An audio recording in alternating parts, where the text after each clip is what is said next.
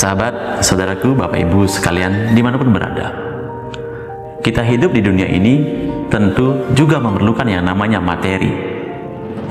Nah, kita tahu bahwa kita perlu yang namanya materi. Tetapi, kenapa kok kita dalam melangkah mendapatkan keberkahan rezeki tersebut, langkah kita setengah-setengah?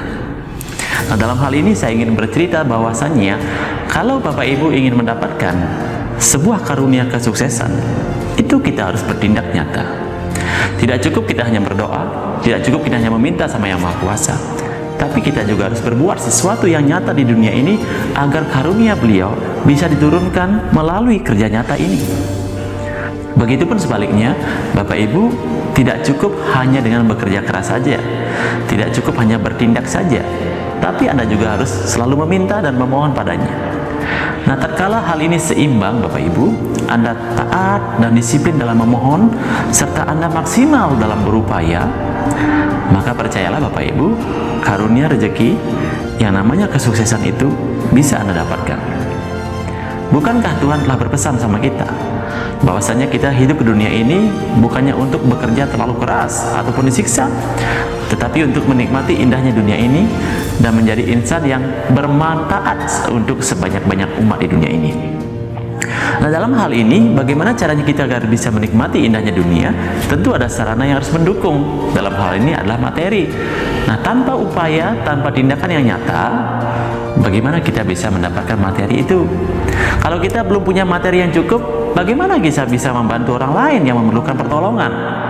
Contohnya, Bapak Ibu ingin membantu orang yang tenggelam. Gimana kita bisa bantu orang yang tenggelam sementara kita sendiri belum bisa berenang? Ya.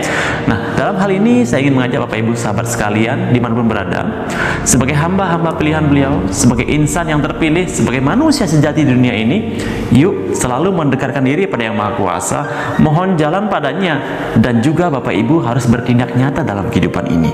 Harus ada upaya, harus ada kerja untuk mendapatkan rezeki yang besar itu. Nah, Bapak Ibu sekalian, dalam kehidupan keseharian saya sering sekali bertemu dengan seorang sahabat ataupun rekan yang bawaannya selalu menyalahkan keadaan, selalu menyalahkan situasi.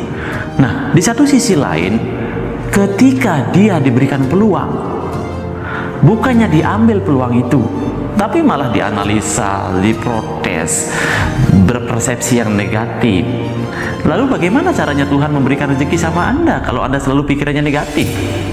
Bagaimana bisa rezeki hadir dalam kehidupan kita kalau kita saja tidak mau mengambil langkah untuk melakukan menjemput karunia itu? Nah, dalam hal ini mohon maaf bila saya ada salah ucap.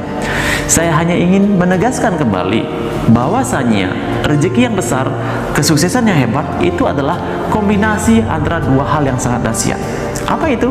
Kombinasi hubungan spiritual kita, rohani kita, dan tindakan nyata kita di dunia ini. Sujudnya harus baik, upayanya juga harus nyata. Nah, dalam hal ini Bapak Ibu, upaya nyata apa yang bisa dilakukan? Lakukan apa saja yang Bapak Ibu senangi, dan itu harus menghasilkan.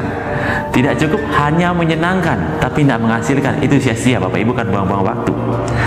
Kalau menurut saya pribadi, lebih baik melakukan sesuatu yang kurang menyenangkan tapi itu menghasilkan dan bisa bermanfaat untuk orang lain, daripada melakukan sesuatu yang menyenangkan tapi tidak menghasilkan dan tidak bermanfaat untuk orang lain.